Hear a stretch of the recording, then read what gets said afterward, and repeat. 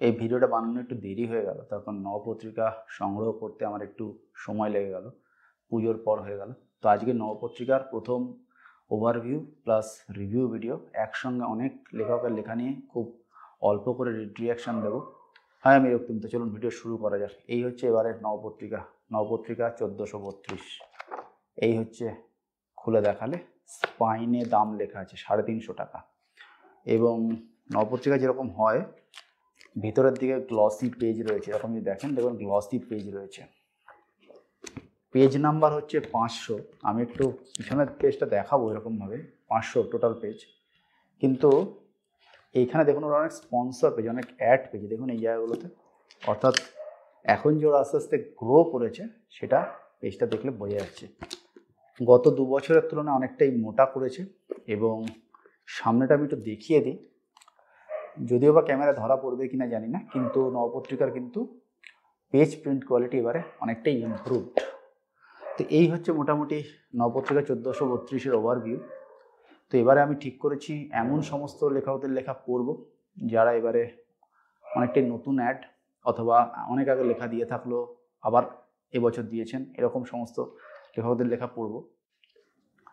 তো সেইটা দিয়ে প্রথম শুরু করেছি আমি সৈকত মুখোপাধ্যায়ের লেখা দিয়ে। সৈকত মুখোপাধ্যায়ের এই সুরঙ্গ বলে একটা 3 পেজের মতো গল্প আছে, মানে পুজো বার্ষিকীর পেজ। এবং এই গল্পটা পড়তে আমার সময় লেগেছে হলো ওই ধরুন আধ ঘন্টা মতো।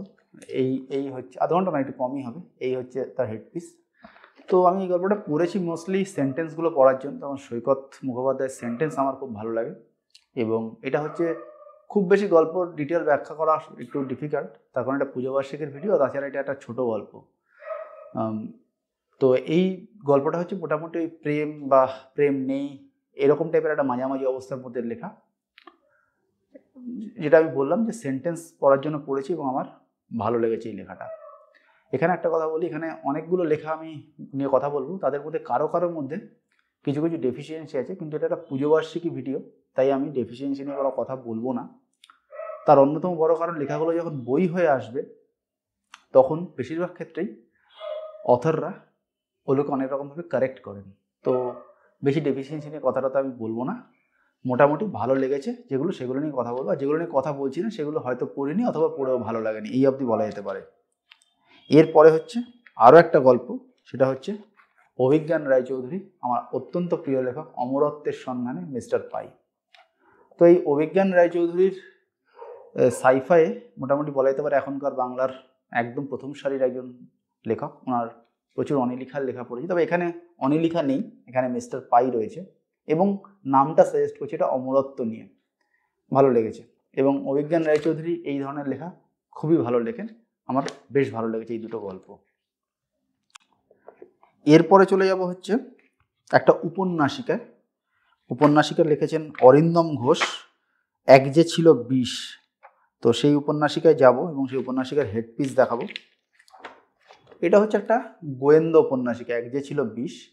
একজন সেলিব্রিটি খুন হয়ে গেছে এবং তার শরীরে বিষ প্রয়োগ করে খুন করা, যে কীভাবে কে বিষ প্রয়োগ করলো এটা নিয়ে মোটামুটি ছোট। এবং গোয়েন্দা উপন্যাসিকার যে স্ট্রাকচার হয় বা গোয়েন্দা লেখার যে স্ট্রাকচার হয়, সেটা মোটামুটি ফলো করে এটা দাঁড়িয়ে গেছে, মোটামুটি খারাপ হয়নি আর কি, ভালোই লেগেছে আমার এই লেখাটা। এবং এই লেখকের লেখা এই প্রথমবারই পড়ছি।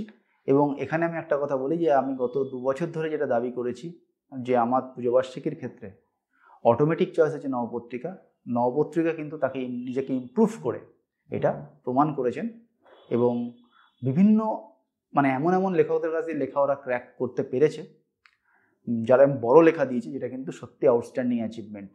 ঠিক আছে, তো নবপত্রিকার জন্য একটা মানে এটা তো একটা সত্যি বড় ব্যাপার আর কি।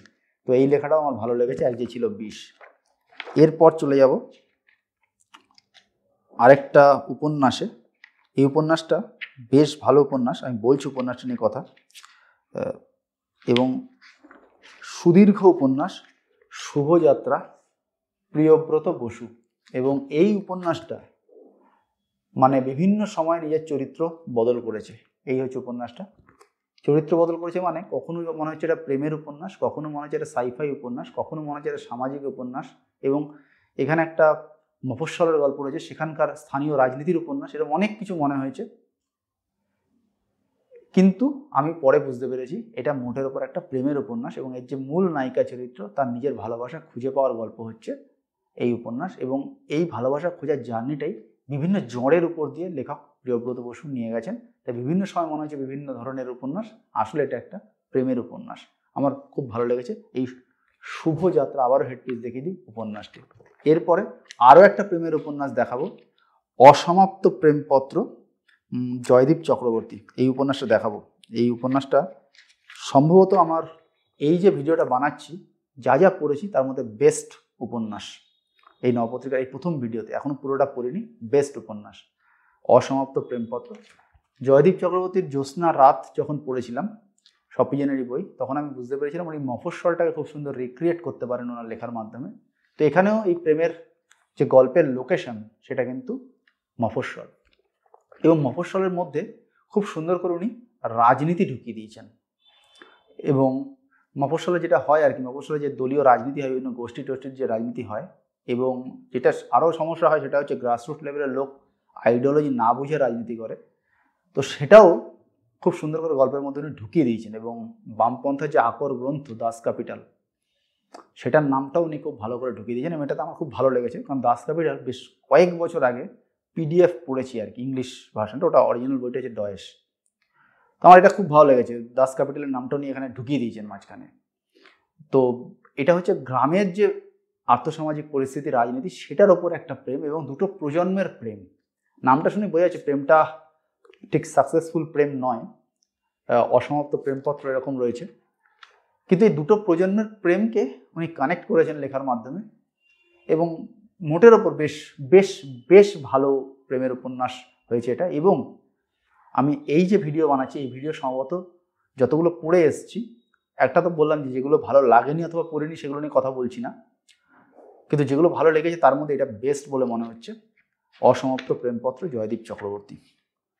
শেষ করব 144 পেজে আরেকটা উপন্যাসিকা দিয়ে, বা বড় গল্প দিয়ে, যার সাইজ এটা বড় গল্পই ধরে নেওয়া যেতে পারে, অশনি সংকেত, পিয়া সরকার। এটা দিয়ে, এটা বিজয় সিংহকে নিয়ে একটা ঐতিহাসিক পলিটিক্যাল থ্রিলার বলা যেতে পারে। এবং বিজয় সিংহের বিভিন্ন রাজনৈতিক কার্যকলাপের মাধ্যমে শেষমেশ শ্রীলঙ্কায় রাজা হয়ে ওঠা, এই গল্পটা রয়েছে, এবং দক্ষ টক্ষ এই সমস্ত কিছু নিয়ে। এবং এই গল্পটার মধ্যে অনেক টার্ন অ্যান্ড টুইস্ট পয়েন্ট আছে। গল্পটা যদি ওই টার্ন অ্যান্ড টুইস্ট পয়েন্টগুলো বা ওই পয়েন্টগুলোকে তৈরি না করা যেত তাহলে গল্পটা খুব ফ্ল্যাট হয়ে যেত। কিন্তু সিজনড লেখিকা, উনি জানেন কী করে ওই জায়গায় টার্ন অ্যান্ড টুইস্ট করতে হয়, তো সেটা করে উনি কিন্তু এই উপন্যাসিকাটাকে দাঁড় করিয়ে দিয়েছেন। আরেকটা কাজের কাজ করেছেন উনি, এতদিন অবধি ওনার যা যা আমি লেখা পড়েছি সেগুলো হিস্টোরিক্যাল বলে কিন্তু আমি মনে করতে পারছি না। তাহলে হিস্টোরিক্যাল হচ্ছে একটা সেরকম মাঠ, যে মাঠে আপনি আপনার স্কিলটাকে দেখাতে পারবেন। আবারও দেখিয়ে দিচ্ছি, অশনি সংকেত, অর্থাৎ আপনি যে ভাষার ওপর দখল আছে, হিস্টোরিক্যাল যে লেখা, একটা সাধু ভাষা টাইপের লিখতে হয়, এবং এই তৎসম তদ্ভব এরকম নানা রকম যে শব্দের যে প্রয়োগ, এবং সেই প্রয়োগটা খুব স্কিলফুলি করতে হয় যাতে পাঠক বুঝতেও পারে, বা অ্যাট দ্য সেম টাইম উপন্যাসের যে ফ্লেভার থাকে বা ওই গল্পের যে মুড থাকে সেটাও ডিস্টার্ব না হয়। এই কাজটা হিস্টোরিক্যালে সবচেয়ে বেশি করা যায়। এবং এখন দেখবেন হিস্টোরিক্যাল খুব বেশি মানুষ পড়ছে, হিস্টোরিক্যাল অনেক বেশি পরিচিতি দিচ্ছে। তার মূল কারণ হচ্ছে লোক টেক্সট বইয়ে ইতিহাসটা পড়তে চায় না, কিন্তু উপন্যাসে পড়তে চায়। তো ওই যে কায়দাটা, ওই কায়দাটা উনি রপ্ত করেছেন, এবং উনি যে ওই কায়দায় লিখতে পারেন সেটা উনি এখানে দেখিয়ে দিয়েছেন। তো মোটামুটি এইটা দিয়ে আমি ভিডিওটা শেষ করছি। আরও একটা দুটো ভিডিও বানাতে পারি, আস্তে আস্তে পড়া হয়নি। আমার এই ভিডিও ভালো লাগলে অবশ্যই একটা থামস আপ, চ্যানেল ভালো লাগলে সাবস্ক্রাইব। দেখা হবে পরের ভিডিও, ততদিন ভালো থাকবেন, টাটা।